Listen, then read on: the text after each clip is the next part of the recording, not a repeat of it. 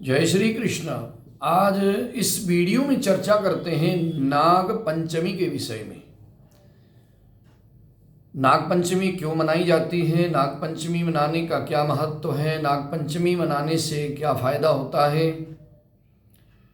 और 2025 में नाग पंचमी किस दिन मनाई जाए, इसके बारे में विस्तार से मैं जानकारी दूंगा। सरलता से समझने के लिए वीडियो को अंत तक जरूर देखना। मेरे चैनल पर अगर आप नए हैं तो मेरे चैनल को सब्सक्राइब जरूर करना, लाइक शेयर कमेंट करना। नाग पंचमी नाग देवता को समर्पित एक पर्व है। 2025 में 29 जुलाई 2025 मंगलवार के दिन यह नाग पंचमी का पर्व मनाया जाएगा। इस दिन नागों की पूजा की जाती है।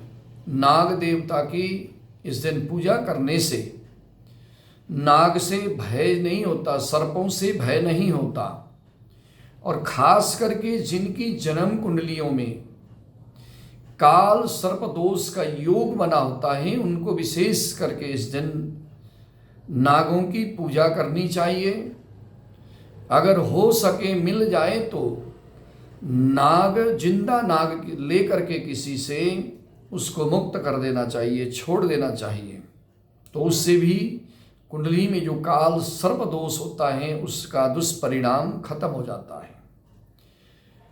इस दिन जो नागों की पूजा है, दूध चढ़ा करके और आटे से मीठा चूरमा बना करके, गुड़ इत्यादि चढ़ा करके नागों की पूजा करनी चाहिए। नाग की पूजा करने से घर में सुख और शांति तो होती ही होती है, नागों से भय नहीं होता, सर्प से डसने का भय नहीं होता। नाग पंचमी के दिन पूजा करने से बहुत सी जगह अपने दरवाजे पर नाग का चित्र बना करके लगाते हैं। पहले नाग की पूजा करते हैं और नाग पंचमी के दिन उसी पूजा की हुई चित्र को अपने दरवाजे के दोनों तरफ या दरवाजे के ऊपर, ऐसा दहलीज के ऊपर लगाने से, नाग का सम्मान करने से नाग से भय नहीं होता। ये जो नाग पूजा की जो रीति है, जो प्रचलन है, जन्मेजय ने यज्ञ किया था, सर्प यज्ञ, क्योंकि जो जन्मेजय के पिता थे उनका नाम था परीक्षित। राजा परीक्षित को तक्षक नाम के जो सर्पों के राजा हैं उन्होंने डसा, जिससे जो है उनकी मृत्यु हो गई थी। तक्षक नाग के डसने से राजा परीक्षित की जब मृत्यु हुई तो जन्मेजय ने सर्प यज्ञ किया ताकि सभी सर्प जाकर के उसी यज्ञ में गिर करके मरते थे। उसके बाद यज्ञ को करते हुए काफी समय हो गया, बहुत से नाग, बहुत से सर्प जाकर उसमें मरने लगे, तो सभी देवताओं ने मिलकर के उनसे प्रार्थना की कि इस यज्ञ को अब रोका जाए।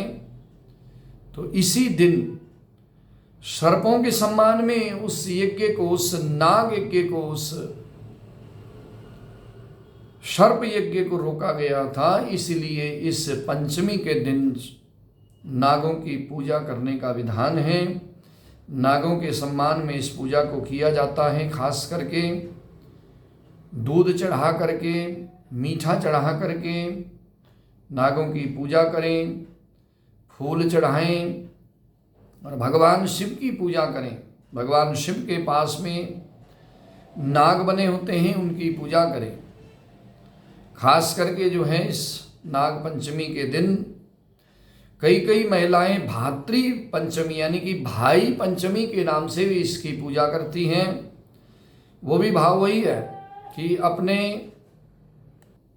भाई की रक्षा हो और भाई को नागों से, सर्पों से कोई भय ना हो, इस भाव से माताएं भातृ यानी कि भाई पंचमी के नाम से भी इसकी पूजा करती हैं, व्रत करती हैं। और इस दिन खास करके अगर नाग देवता के दर्शन हो जाए तो आप समझे भगवान भोलेनाथ की कृपा होने वाली है। तो नाग पंचमी नागों के प्रति सम्मान का दिन है। नागों की रक्षा करने का दिन, उनकी पूजा करने का दिन है। इस दिन अगर आप श्रद्धा भाव से नाग की पूजा करते हैं, शिव मंदिर में जाकर के भगवान शिव के पास में नाग की मूर्ति होती है उसकी पूजा करते हैं, या आटे का नाग बना करके, किसी भी धातु का नाग बना करके उसकी पूजा करते हैं। अगर आप चांदी का, तांबे का नाग बनाकर उसके दूध चढ़ाकर, मीठा चढ़ाकर, फूल फल चढ़ाकर उसकी पूजा करते हैं और उसको बहते पानी में ले जाकर प्रवाह करते हैं, तो उससे आपकी जो जन्म कुंडली में काल सर्प दोष बना हुआ है वो दोष सहज ही मिट जाएगा, उसका दुष्प्रभाव खत्म हो जाएगा।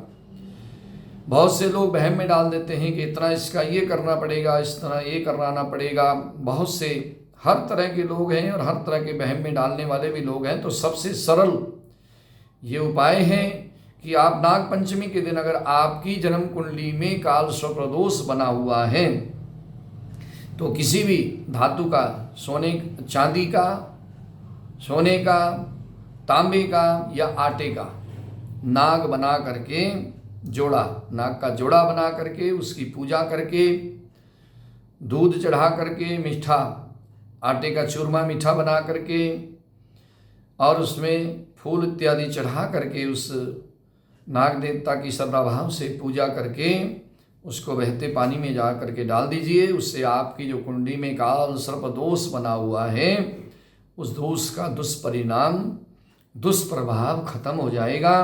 तो इस तरह से नाग पंचमी की पूजा करनी चाहिए।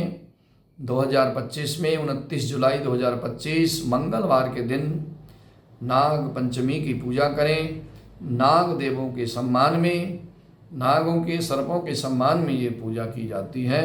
हर हर महादेव। भोलेनाथ सभी का कल्याण करें, सबके ऊपर भोलेनाथ सावन के महीने में प्रसन्न रहें।